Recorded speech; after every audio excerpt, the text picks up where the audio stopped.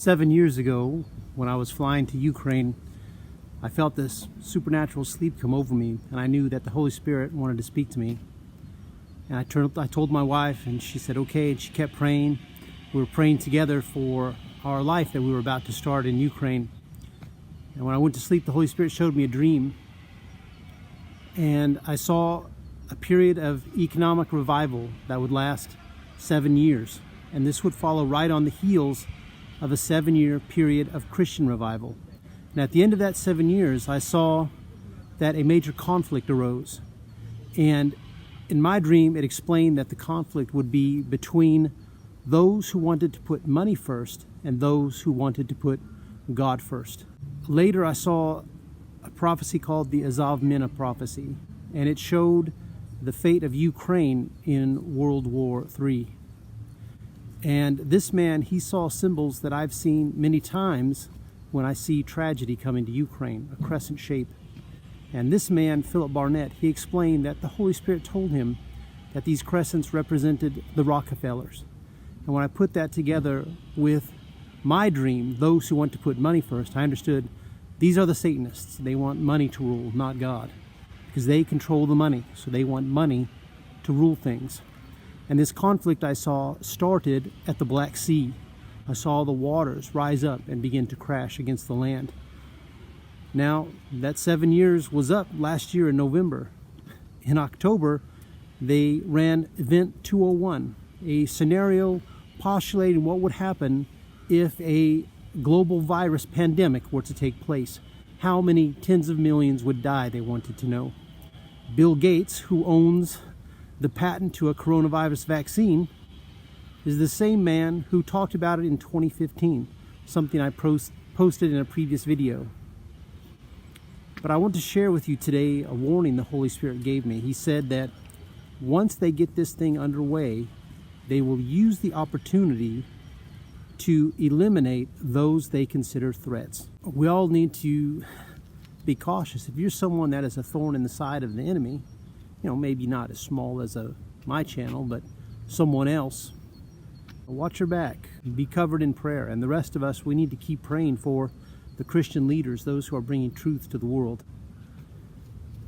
And at the same time, sometimes the Holy Spirit just puts ideas into our mind, and other times he causes us to learn about things that are important.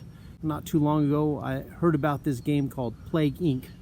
The basis of the game is that you want to eliminate the entire world's population by setting forth a virus, and then you control how it mutates. And this is an idea that keeps coming into my mind, is that the virus that they have released now may not be the only virus they have. I really believe it isn't. That later, as it begins to spread, they will release other versions. And so this game, Plague Inc., it tells you that, virus mutates, and it mutates rapidly. And in the game, it only mutates to get worse. And another thing you have to do in the game is you need to prevent the ability of the free world to develop vaccines. Like, you want to destroy that. So you take certain efforts to delay and prevent and slow down the development and discovery of a vaccine. I think that Plague Inc. primarily is a psyop, in that it tells people that a virus can rapidly mutate, and that it will only mutate in the direction that makes it more deadly. But of course, that's not how a virus will survive over time in nature. If it kills its host every time, it will run out of hosts and it will perish. I just wanted to warn y'all, this has been something that's been on my mind, to warn you that the enemy will use this opportunity to try to kill people they don't like. And I expect that they're going to be releasing more deadly forms. And maybe this particular outbreak isn't the one they're going to use. Maybe this one is still another trial run. Maybe it's another beta test. Because they still need to set up certain things. They haven't set up this biological army that Bill Gates talked about, and they have other tools that they want to put in place. And they also want to eliminate things. When Bill Gates talks about things, he says, this medical group, Doctors Without Borders, so they coordinated bringing people in. And I think that when he talks like that, what he's really telling people is, hey, this was a problem for us. We wanted this Ebola outbreak to go further, and it was limited because a private group stepped in. So I think that they want to build this army and then also refuse to allow other groups to come in. Wisdom and money can give you a good life, but only wisdom can save your life. And the voice of wisdom is a relationship with the Holy Spirit.